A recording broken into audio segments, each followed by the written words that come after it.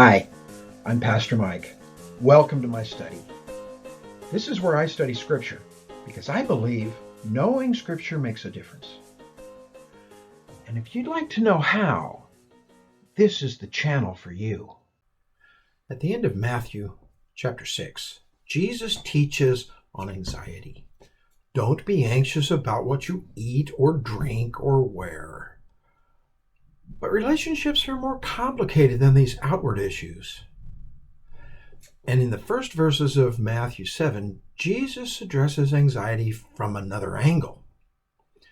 Public opinion.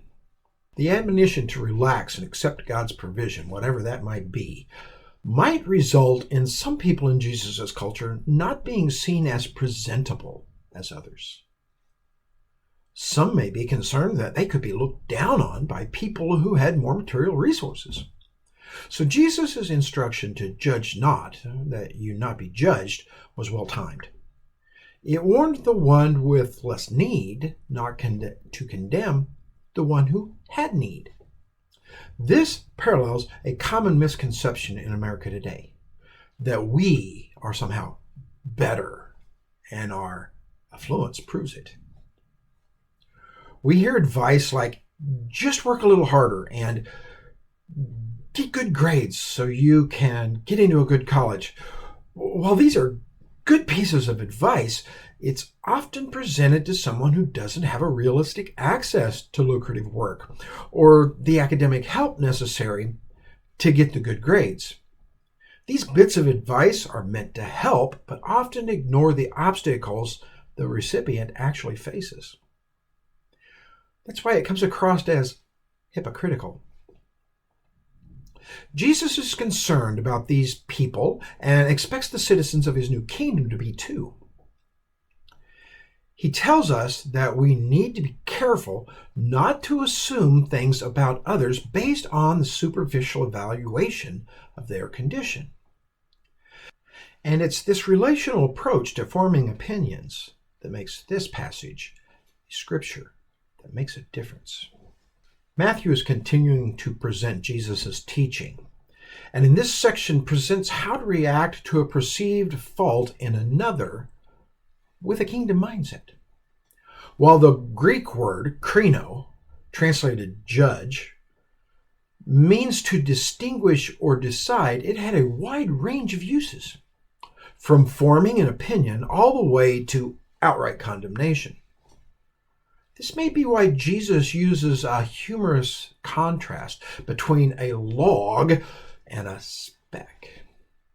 His hearers must have laughed at the picture of what might be described today as a telephone pole sticking out of one man's eye while he tries to remove a speck of dust from the eye of his friend. The point he's making is, don't overlook the way you can be criticized when you make suggestions to improve another situation.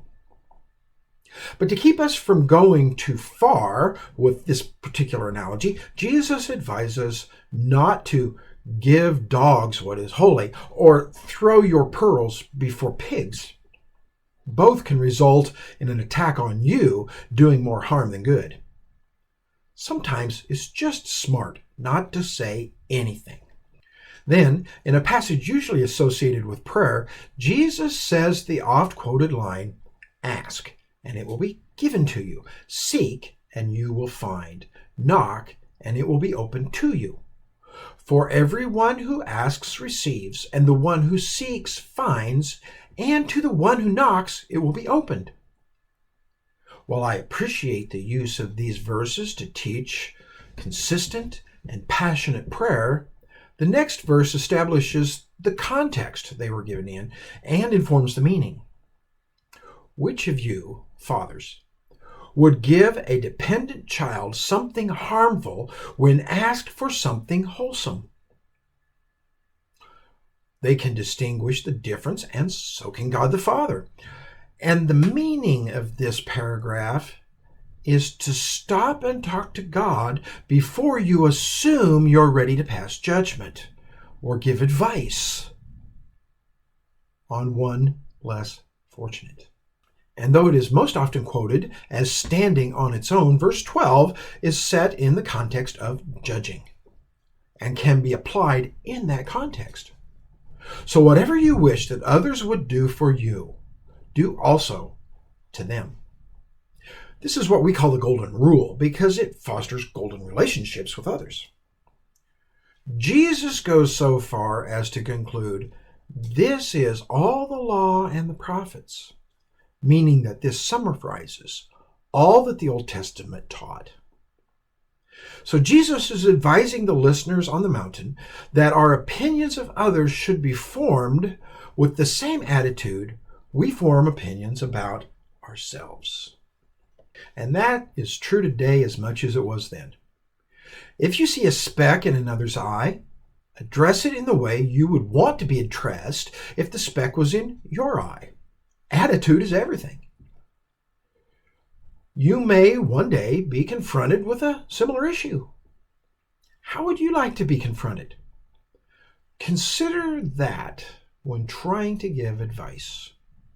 When another has less material possessions than we do, don't assume they've made worse decisions or worked less hard. When others won't benefit from an insight, don't force it on them. When you wonder how to respond to someone who's different from you, ask God, and He'll give you beneficial insights. And always ask yourself, and make sure you answer yourself, how would I feel in their place? How would I respond to what I'm about to say if I had to live their life?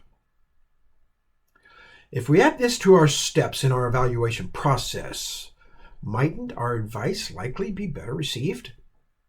Wouldn't this step make relationships more peaceful? Might it not make diverse peoples more understanding and understandable, even in the 21st century? And won't that make this scripture that makes a difference? This video is adapted from the messages of Sunrise Fellowship, where we believe scripture makes a difference. If you like this content and would like more, click the subscribe button on our YouTube page. And click the bell so you can be notified when I post new material. Or you can follow our Facebook page. And when you share this message on your favorite social media, you help get the difference-making scripture to others. I've included some relative links below. Also, I'd love to hear from you. If you have any questions or reactions, type them on our Facebook page or in our YouTube page. Your feedback will be more helpful in improving our conduct. If you live anywhere near Enid, Oklahoma, we'd love to meet you. Our location is on our Facebook page. I hope you'll come back again and hear more scripture that makes a difference.